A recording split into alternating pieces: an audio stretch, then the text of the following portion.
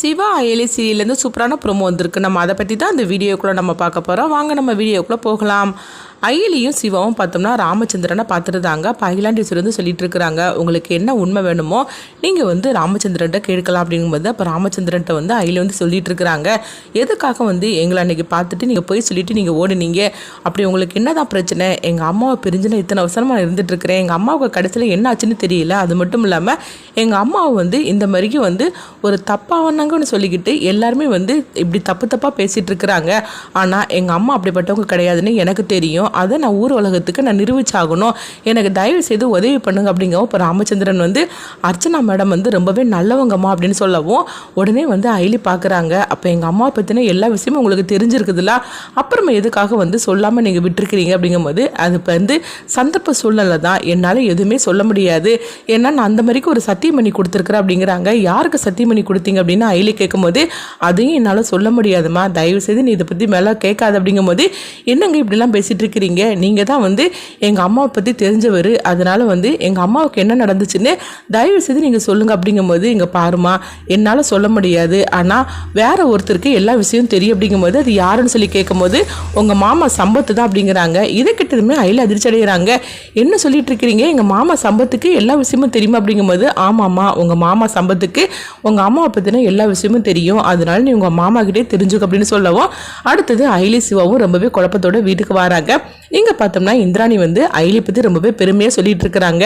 அயலினால தான் இன்னைக்கு பொன்னிக்கு ஒரு நல்ல வாழ்க்கை நம்மளுக்கு கிடைச்சிருக்குது அப்படிங்கவும் அப்போ செல்வன் ஐயும் சொல்லிட்டு இருக்கிறாங்க. ஆமாம் இந்திராணின்னு சொல்கிறது கரெக்டு தான் அப்படிங்கும்போது இப்போ ரித்திகா வந்து அதிர்ச்சி அடைகிறாங்க, என்னத்தை நீங்களும் வந்து அயலியை ரொம்ப பெருமையாக பேச ஆரம்பிச்சிட்டீங்க அப்படிங்கும்போது இங்கே பாரு ரித்திகா, பொன்னிக்கு நம்மளே தேடினா கூட இந்த மாதிரிக்கு ஒரு நல்ல வாழ்க்கை கிடைக்காது, ஆனால் அயலியால் தான் இந்த மாதிரிக்கு ஒரு நல்ல வாழ்க்கை கிடைச்சிருக்குது, அதனால என் பொண்ணோட கல்யாணம் முடிகிற வரைக்கும் நம்ம அயலிக்கிட்ட கொஞ்சம் அமைதியாக தான் போய் ஆகணும், நான் ஏதாவது சொன்னோம்னா வச்சுக்கோங்க அப்புறமா அந்த கல்யாணத்தையே நிறுத்திடுவா, அதனால வந்து பொன்னியோட கல்யாணம் நல்லபடியாக நடக்கணும், அது வரைக்கும் நம்ம அயலிக்கிட்ட எதுவும் சொல்லக்கூடாது அப்படிங்கவும் இது கிட்டதுமே ரித்திகா அதிர்ச்சி அடைகிறாங்க. இப்போ கபிலனுக்கு என்ன பண்ணுதுன்னே தெரியல, ஏன்னா அகிலாண்டீஸ்வரோட கதையை முடிக்கிறதுக்காக நம்ம போனோம், இப்போ நான் அகிலாண்டீஸ்வரத்திலேயே சம்மந்தத்தை பண்ணிட்டு வந்திருக்கோம் அப்படின்னு சொல்லிட்டு இருக்கவும் அடுத்ததாக பார்த்தோம்னா இங்கே வர்மாவை தான் காட்டுறாங்க. கபிலனை போட்டு அடிக்கிறாங்க, எங்கடா உங்ககிட்ட ஒரு வேலையை ஒப்படைச்சா அது ஒழுங்காக ஒன்றால் ஒன்றும் செய்ய முடியாத, என்ன இத்தனை வருஷமா என் கூட நீ இருந்துட்டு இருக்கேலாம், அப்போ கூட உன்னால் ஒரு வேலையும் ஒழுங்காக செய்ய முடியலையா, நீ எல்லாம் எதுக்கிட்ட இருக்கிற பாரு, இப்போ அகிலாண்டீஸ்வரோட கதையை முடிக்க வந்தது நான் தாங்கிற விஷயம் வந்து அகிலாண்டீஸ்வரிக்கு தெரிஞ்சு போச்சுது,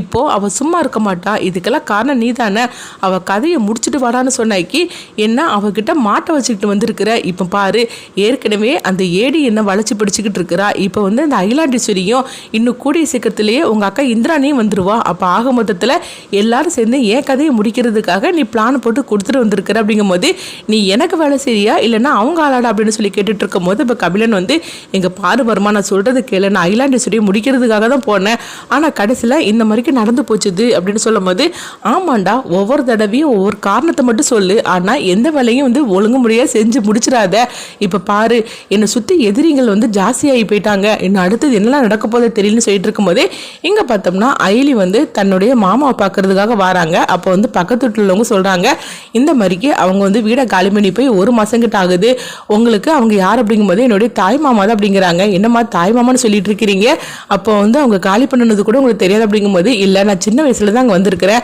அதுக்கப்புறம் எங்கள் மாமா தான் என்னை பார்க்கறதுக்காக வருவார், ஆனால் கொஞ்ச நாள் அவர் வரவே இல்லை, அதனால தான் நான் வந்தேன் அப்படின்னு சொல்லவும் சரி நீங்கள் ஃபோனை பண்ணி பாருங்க அப்படிங்கும்போது இப்போ ஃபோன் பண்ணி பார்க்குறாங்க, ஃபோன் சுவிட்ச் ஆப்னு வரவும் அப்போ அயலி வந்து அவர்கிட்ட சொல்கிறாங்க, உங்களுக்கு எங்கள் மாமாவை பற்றி ஏதாவது தெரிஞ்சாக்கி எனக்கு இந்த நம்பருக்கு ஃபோன் பண்ணுங்க அப்படின்னு சொல்லவும் உடனே அவர் சரி அப்படிங்கிறாங்க. அவங்க போனதுக்கப்புறமா அயலி வந்து நினைக்கிறாங்க, மாமா ஒரு மாதத்துக்கு முன்னாடி தான் காலி பண்ணி போயிருக்கிறாரு, அப்போ ஆக மொத்தத்தில் அம்மாவை பற்றின ஒரு தப்பான நியூஸ் வெளிவந்ததுல அப்போ தான் வந்து மாமா வந்து காலி பண்ணி போயிருக்கிறாரு இந்த வீட்டை, எதுக்காக அவர் காலி பண்ணி போகணும், அது மட்டும் இல்லாமல் நம்மக்கிட்ட ஒரு வார்த்தை கூட சொல்லலை, என்னென்னு தெரியலையே, அம்மாவை பற்றின எல்லா விஷயமும் வந்து மாமாவுக்கு தான் தெரியும் அப்படின்னு சொல்லிட்டு ராமச்சந்திரன் மாமா வர சொல்லியிருக்கிறாரு, இப்போ என்ன பண்ணுறதுக்கு தெரியல, எப்படியாவது மாமா இருக்கிற இடத்த நம்ம கண்டுபிடிச்சி தீரணும், அப்படி கண்டுபிடிச்சாதான் அம்மாவை பற்றின விஷயம் தெரியும்னு சொல்லி நினைக்கவும் அப்போ சிவாவை தான் காட்டுறாங்க. அப்போ சிவா வந்து அயலி என்னாச்சுது உங்கள் மாமாவை பார்த்தி அப்படிங்கும்போது இல்லை எங்கள் மாமா வந்து வீட்டை விட்டு காலி பண்ணி போய் 1 மாதம் ஆகுது அப்படிங்கிறாங்க. இதை கிட்டதுமே சிவா அதிர்ச்சி அடைகிறாங்க. என்ன அயலி சொல்லிட்டு இருக்கிற, உங்கள் மாமா இதுக்காக வீடை விட்டு காலி பண்ணி போகணும் அப்படின்னு சொல்லும் போது,